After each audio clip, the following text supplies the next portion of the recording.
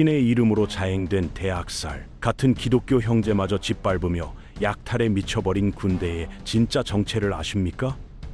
200년 동안 유럽과 중동을 피로 물들인 이 전쟁은 성스러운 종교전쟁이라 포장됐지만 실상은 탐욕과 권력욕이 뒤범벅된 잔혹극이었죠. 십자가를 가슴에 달고 출정했던 그들이 어떻게 인류 역사상 최악의 위선자 집단이 됐는지, 그 충격적인 진실을 지금부터 낱낱이 파헤쳐 보겠습니다. 모든 이야기는 한 도시에서 시작됩니다. 예루살렘이라는 이름만 들어도 거대한 종교를 모두 떠올리는 성스러운 땅이죠. 유대교도에게는 솔로몬 왕이 세운 성전이 있는 곳이고, 기독교도에게는 예수가 십자가에 못 박혔다가 부활한 기적의 장소이며, 이슬람교도에게는 무함마드가 승천한 거룩한 성지입니다. 세 종교의 성지가 한 곳에 겹쳐 있으니 이 도시를 둘러싼 피 튀기는 갈등은 피할 수 없는 운명이었던 겁니다. 7세기부터 예루살렘을 차지한 이슬람 세력은 처음엔 꽤 관대했습니다. 유대인이든 기독교인이든 개종을 강요하지 않았고 성지 순례도 자유롭게 허용했거든요. 그런데 11세기 들어서 상황이 완전히 뒤집혔습니다. 셀주크 튀르크족이라는 강력한 세력이 등장하면서 기독교인들의 예루살렘 순례를 금지하기 시작한 겁니다. 당시 유럽은 혼돈의 한가운데 있었습니다. 서로마 제국이 476년에 게르만족한테 무너진 뒤 게르만족들이 서로 치고받고 싸우다가 프랑크 왕국이 최강자로 떠올랐죠. 800년경 카롤루스 대제가 교황한테 서로마 황제 칭호를 받으면서 유럽 중부를 통일했지만, 대제가 죽자 왕국은 동프랑크와 중프랑크와 서프랑크로 갈라졌습니다. 이 셋이 오늘날 독일과 이탈리아와 프랑스의 기원이 됐죠. 962년에는 동프랑크의 오토 1세가 교황한테 황제 지위를 인정받으면서 신성 로마 제국이 탄생했는데, 이 제국은 여러 기독교 국가들이 느슨하게 뭉친 연합체 같은 형태였습니다. 교회 세계도 분열되고 있었습니다. 1054년에 기독교가 서방의 가톨릭과 동방의 정교회로 완전히 갈라졌거든요. 서방에서는 교황이 신의 대리인으로서 엄청난 권력을 휘둘렀지만, 동로마 제국에서는 황제가 교회 수장보다 위에 있었죠. 서방에서는 교황과 황제가 끊임없이 권력 다툼을 벌였는데, 1077년에 벌어진 카노사의 굴욕 사건이 대표적입니다. 교황 그레고리우스 7세가 성직자 임명권을 황제한테서 빼앗으려 하자 신성 로마 제국 황제 하인리히 4세가 반발했고, 화가 난 교황은 황제를 파문시켜버렸습니다. 결국 황제는 교황이 머무는 카노성까지 찾아가서 용서를 빌어야 했죠. 전설에 따르면 맨발로 찾아간 황제가 차가운 눈발 속에서 3일 밤낮을 무릎 꿇고 기다렸다고 합니다. 이런 상황에서 셀주크 튀르크족이 동로마 제국의 수도까지 위협하자 동로마 황제는 교황 우르바누스 2세에게 도움을 요청했습니다. 교황은 이걸 절호의 기회로 봤죠. 동로마 제국을 도와주면서 갈라진 동서교회를 다시 하나로 합치고 교황의 권위를 드높일 수 있다고 생각한 겁니다. 1095년 프랑스 클레르몽에서 교황은 모여든 성직자들 앞에서 열변을 토했습니다. 야만적인 이슬람 교도들이 성지 예루살렘을 점령하고 있다. 동쪽에서 기독교도들이 처참하게 학살당하고 있다. 하느님의 명령에 따라 성지를 되찾고 구원받자는 식으로 사람들을 선동했던 겁니다. 교황은 전쟁에 참여하면 죄가 용서받고 구원을 얻을 수 있다고 약속했고, 동방에 엄청난 보물이 있다는 소문까지 퍼뜨렸죠. 수많은 사람들이 십자가 표시를 달고 출전을 맹세했고, 이렇게 십자군 전쟁이 시작됐습니다. 제일 먼저 예루살렘으로 향한 건 정규군이 아니라 농민들이었습니다. 프랑스의 수도승 피에르가 열정적으로 설교하자 농민들이 당장 성지를 되찾겠다고 나선 거죠. 나귀를 탄 피에르를 따라 진군한 민중 십자군은 훈련도 안 받았고 무기도 변변치 않은 오합지졸이었습니다. 이들은 지나가는 마을을 약탈하면서 1096년에 콘스탄티노플에 도착했는데 동로마 황제는 황당했죠. 전문 병사를 보내달라고 했더니 거짓대가 나타났으니까요. 황제는 이들을 재빨리 소아시아로 보내버렸고 민중 십자군은 셀주크 튀르크 군대한테 전멸당했습니다. 이후 1097년에 제대로 된 정규군인 제1차 십자군이 출정했습니다. 제1차 십자군은 예루살렘으로 가는 길목인 안티오크를 공격했습니다. 사다리를 타고 성벽을 넘어간 십자군은 미쳐 날뛰기 시작했죠. 병사든 민간인이든 가리지 않고 수천 명의 튀르크인들을 학살했고 온 도시를 뒤지며 금은보화를 약탈했습니다. 여기서 충격적인 일이 벌어졌는데 이슬람 교도들이 보석을 삼켰다는 소문이 돌자 시체의 배를 칼로 가르기 시작한 겁니다. 죽은 사람의 몸속까지 뒤지면서 보물을 찾아낸 거죠. 1099년 예루살렘을 함락한 뒤에도 광기는 계속됐습니다. 유대인이든 이슬람 교도든 보이는 족족 죽여버렸고 거리는 피로 물들었습니다. 당시 기록에 따르면 말을 탄 기사들이 피가 발목까지 차오를 정도였다고 하죠. 신성한 종교전쟁이라는 타이틀과는 전혀 어울리지 않는 잔혹한 모습이었습니다. 이렇게 된 이유는 교황과 지도자들이 동방에 엄청난 보물이 있다고 선전했기 때문입니다. 농민과 기사들을 끌어모으려고 성지를 되찾으면 구원받고 부자가 될 수 있다는 식으로 소문을 퍼뜨린 거죠. 십자군 전쟁은 처음부터 신성한 전쟁이 아니라 약탈과 학살을 정당화하는 탐욕의 전쟁이었던 겁니다.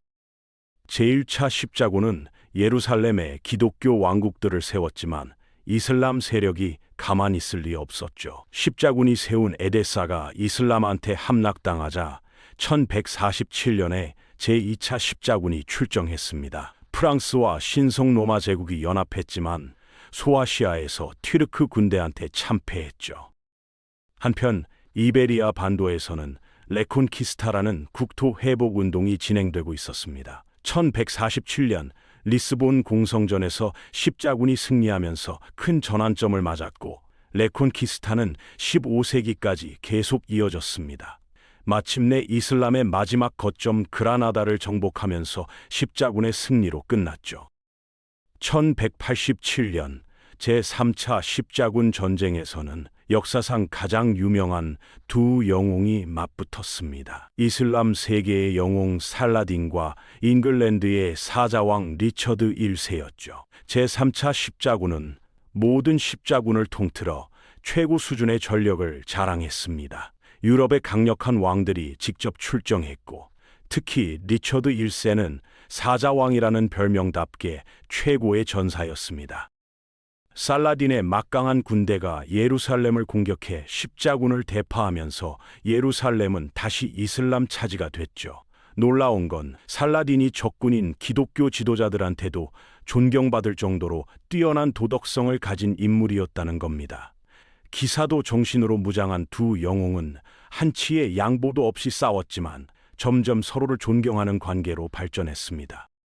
리처드가 병에 걸렸을 때 살라딘이 의사와 과일을 보내줬다는 일화가 유명하죠. 살라딘은 예루살렘을 정복한 뒤에도 기독교인들을 대부분 자비롭게 풀어줬습니다. 과거 십자군이 예루살렘을 점령했을 때 무차별 학살을 벌인 것과는 완전히 대조적이었죠. 1192년에 두 영웅은 평화협정을 맺었고 기독교 순례자들은 자유롭게 예루살렘을 방문할 수 있게 됐습니다.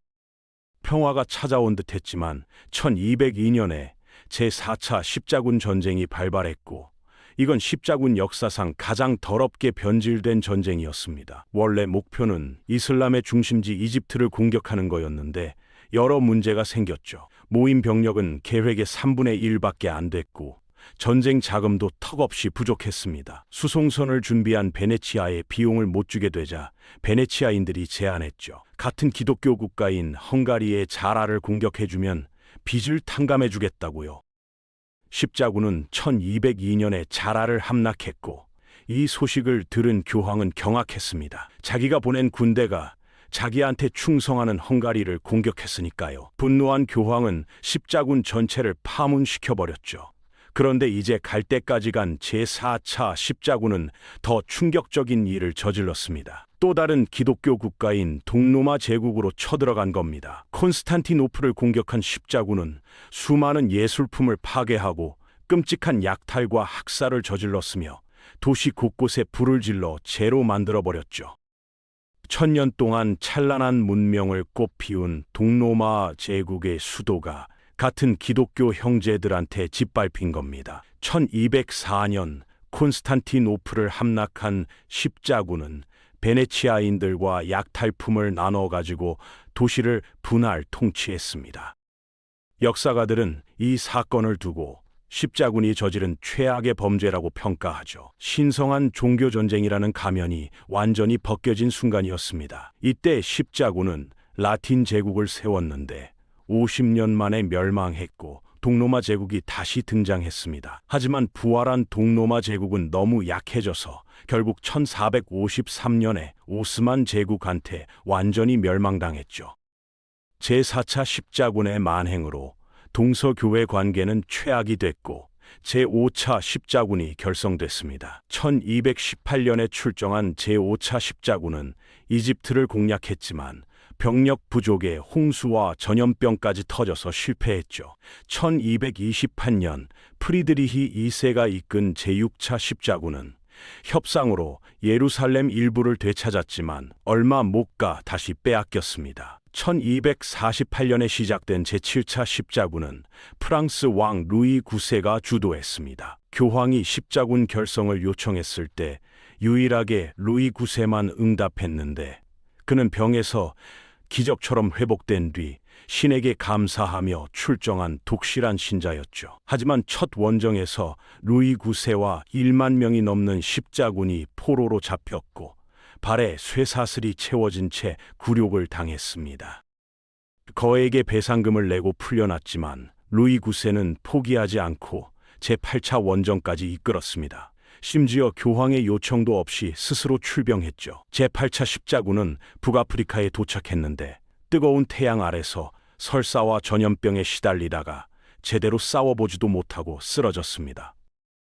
결국 루이 9세도 전염병에 걸려 죽었는데 그의 마지막 말은 예루살렘이었다고 합니다. 보물찾기로 변질된 과거 십자군과 달리 루이 9세의 원정은 진심으로 성지를 되찾으려는 성스러운 전쟁이었던 거죠. 일생을 도덕적이고 검소하게 산 루이 9세는 유럽에서 가장 기독교적인 군주로 평가받게 됐습니다. 8차례의 대규모 원정이 끝난 뒤에도 몇 번의 전투가 더 있었지만 기독교는 계속 패배했고 결국 약 200년간 이어진 십자군 전쟁은 이슬람의 승리로 끝났습니다. 다만 이베리아 반도의 레콘키스타만큼은 기독교의 승리였죠. 그라나다 왕국은 카스티아와 아라곤 왕국이 결혼 동맹으로 에스파냐 왕국을 세우면서 1412년에 멸망했고 이로써 레콘키스타가 완성됐습니다. 하지만 십자군은 결국 예루살렘을 되찾는 데 실패한 겁니다. 13세기 말에 끝난 십자군 전쟁의 여파는 강렬했습니다. 십자군 원정에 대한 열정이 완전히 식어버렸고 교회와 교황에 대한 절대적 믿음도 무너졌거든요. 교황의 권력이 떨어진 만큼 왕권은 반대로 강해지기 시작했죠. 이런 힘의 변화를 보여주는 상징적 사건이 1309년 아비뇽 유수입니다. 프랑스 왕이 교황청을 로마에서 프랑스 아비뇽으로 옮겨버린 거죠. 교황들은 왕의 말에 고분고분 따르면서 로마로 돌아가지 못한 채 약 70년간 아비뇽에 갇혀 지냈습니다. 교황이 강력한 권한을 쥐고 있을 때는 유럽이 하나의 기독교 국가처럼 움직였지만 교황권이 무너진 뒤 각국은 독립국가로서 각자의 길을 가게 됐습니다. 십자군 전쟁이 남긴 영향을 정리하면 이렇습니다. 기독교는 전쟁에서 패배했고 유럽의 정신적 지주였던 교황의 권위가 땅에 떨어졌습니다. 교회는 전쟁 자금을 마련하려고 면죄부를 팔면서 부패하기 시작했죠. 이건 나중에 마르틴 루터의 종교개혁으로 이어지는 원인이 됐습니다. 반면 베네치아 같은 이탈리아 해안 도시들은 군수 물자를 보급하는 거점 역할을 하면서 막대한 돈을 벌었습니다. 중동과의 무역이 활발해지면서 상업과 금융이 크게 발전했고, 중동의 의학과 수학 같은 지식과 새로운 문화가 유럽으로 흘러 들어왔죠. 유럽의 교통과 무역과 과학과 예술이 다채롭게 발전했고, 이는 결국 인간 중심의 르네상스로 이어졌습니다. 십자군 전쟁은 오늘날 우리가 알고 있는 유럽과 중동의 얼굴을 만드는데 크게 기여한 셈이죠. 교황의 권위가 떨어지자 유럽 각국의 왕들은 힘을 키웠고, 오랫동안 전쟁터에 갔다 온 봉건 영주들의 세력은 약해졌습니다. 종교가 지배하던 중세 유럽의 시대는 저물고 봉건제도 함께 무너지면서 절대 왕정 시대가 열렸죠. 이렇게 유럽은 근대를 향해 나아가기 시작했습니다. 신의 이름으로 시작됐지만 인간의 탐욕으로 얼룩진 십자군 전쟁, 그 200년의 비극이 역설적으로 새로운 시대를 여는 문이 된 겁니다.